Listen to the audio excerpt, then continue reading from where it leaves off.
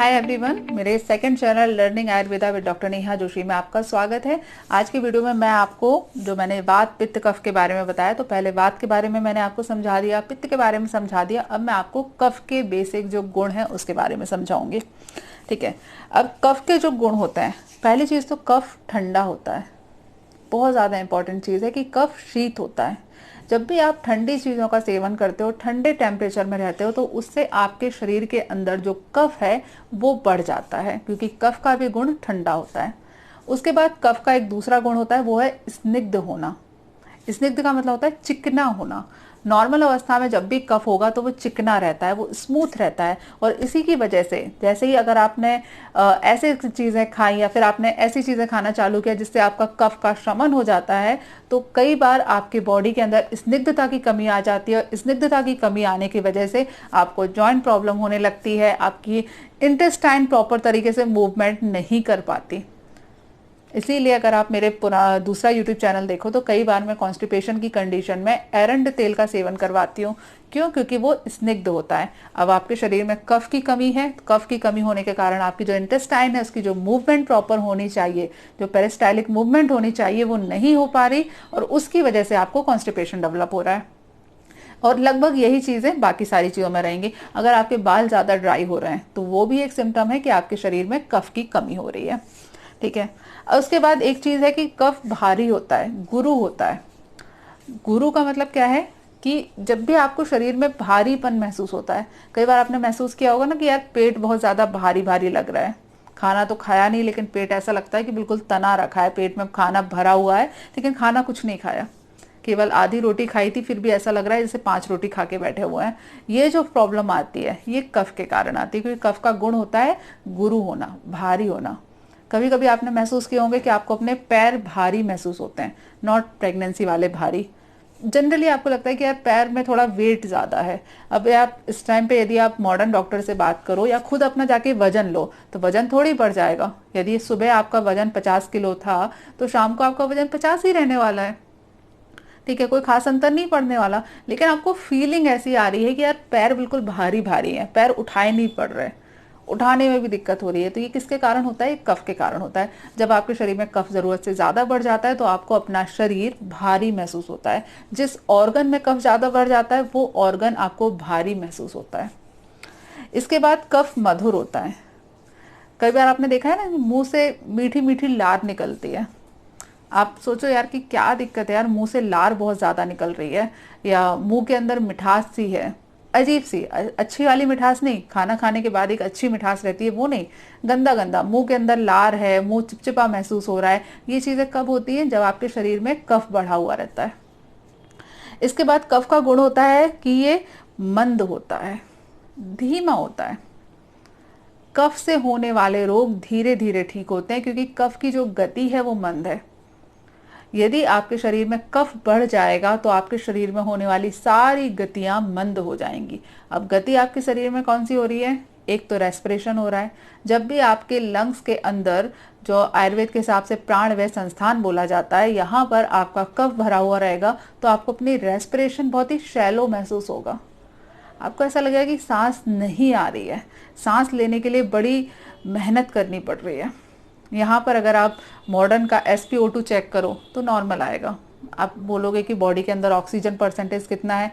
Normal है। लेकिन आप खुद फील करोगे कि सांस लेने में कुछ अजीब सी दिक्कत महसूस हो रही है, सांस बहुत भारी महसूस हो रही है, लंग्स पूरी तरीके से एक्सपेंड नहीं कर पा रहे, ऐसा लग रहा है। ये सारी जो फीलिंग आती है ये कफ के कारण आती है। जब आपके शरीर में कफ बढ़ा हुआ रहता है तो आपके शरीर की गति मंद हो जाती है। ठीक ऐसे ही आपको कई बार अपने ब्लड सर्कुलेशन में भी महसूस होगा। कभी कभी आपको ऐसा लगता है ना कि आपका दिल नहीं धड़क रहा है, धड़क तो रहा है। यदि आप ECG करवाओगे उस कंडीशन में तो नॉर्मल आएगा, लेकिन कभी कभी ऐसा महसूस होता है ना कि यार कुछ मूवमेंट नहीं हो रही अंदर, बिल्कुल शरीर भारी महसूस हो रहा है कि कुछ एक्टिविटी नहीं हो रही है। इंटेस्टाइन की जो मोशन होनी चाहिए थी, जो इंटेस्टाइन की गति होनी चाहिए थी, वो कम हो गई है। ये किसके कारण होता है? ये भी कफ के कारण होता है। ठीक है।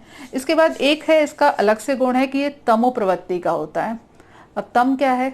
यदि आप और थोड़ा बेसिक आयुर्वेदा, वात पित्त कफ से भी और ज़्यादा बेसिक में जाएं तो हमारे शरीर में 3 गुण होते हैं, सत्व, रज और तम। सात्विक प्रकृति, राजसी प्रवृत्ति और तामसी प्रवृत्ति। जो कफज की प्रकृति होती है वो तम प्रवृत्ति होती है, यानी कि ऐसे लोग जिनके शरीर में कफ जरूरत से ज्यादा बढ़ा होता है, उनकी जो प्रवृत्ति हो जाती है वो तामसी प्रवृत्ति के हो जाते हैं। तामसी प्रवृत्ति का मतलब क्या है? आलसी हो जाते हैं एक तरीके से। जब आपके शरीर में कफ ज्यादा भरा हुआ रहेगा तो आपको आलस ज्यादा महसूस होगा। इसका उल्टा भी होता है कि जब आप कभी आलसी हो जाते हैं, आप चुपचाप आराम से पड़े हो, आपको काम नहीं करना, कुछ नहीं करना, तब आपके शरीर में कफ बढ़ जाता है।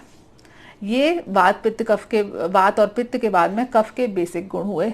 ठीक है, उसके बाद यार हम यहीं पर थोड़े से कफ के कर्म भी समझ लेते हैं। अलग वीडियो नहीं बना के इसी में समझ लेते हैं, क्योंकि इसके साथ में ही अलग भग आ जाएंगे। हमारे शरीर में चूंकि इसका गुण क्या था? स्निग्धता। तो हमारे शरीर में जहां कहीं भी स्नेहन की जरूरत है वहां पर कफ की जरूरत होती है। अब स्नेहन की जरूरत कहाँ है?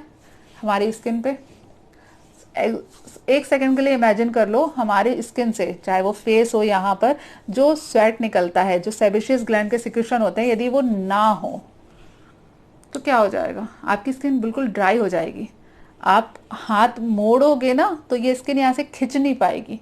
अभी मैंने स्किन मोड़ी, कुछ पेन फील नहीं हुआ, लेकिन यही अगर ड्राई हो जाए तो ये दर्द होता है यहाँ पर। कई बार आपने देखा होगा जब स्किन ड्राई हो जाती है तो दिक्कत आती है, होंठ फट जाते हैं। होंठ अगर ड्राई हो जाते हैं तो होंठ पे क्रैक आ जाते हैं। ये किसकी वजह से आ रहे हैं? कफ के कम होने की वजह से, क्योंकि कफ का काम क्या था? शरीर के अंदर स्निग्धता को बनाए रखना।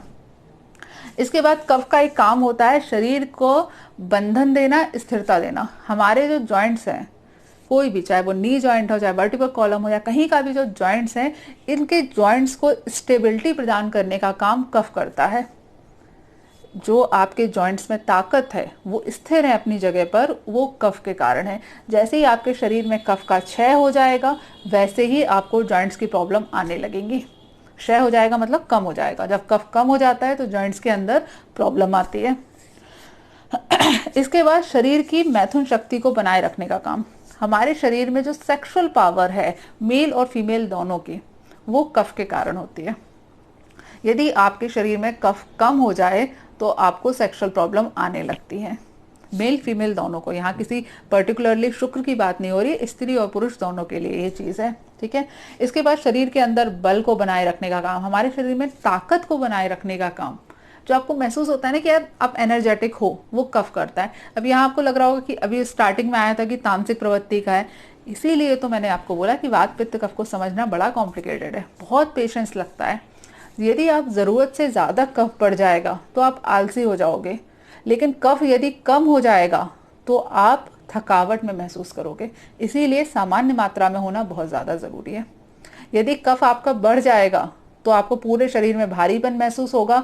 पूरा शरीर आपको ऐसा लगेगा कि कुछ काम करने की ताकत नहीं बची है, हार्ट अच्छे तरीके से काम नहीं कर रहा है, रेस्पिरेशन में दिक्कत हो रही है, शरीर के एक एक जॉइंट्स को हिलाने में प्रॉब्लम हो रही है। और यही कफ अगर कम हो जाएगा, नीचे आ जाएगा, तो आपको ऐसा लगेगा कि शरीर के अंदर ताकत नहीं है, सारे जॉइंट्स हैं वो ढीले पीले हो गए हैं, आपको कुछ शरीर में महसूस नहीं हो रहा, आपको सेक्स करने में भी प्रॉब्लम जा रही है, आपको चिड़चिड़ापन ज्यादा आ रहा है, आपको शरीर के अंदर ताकत नहीं है।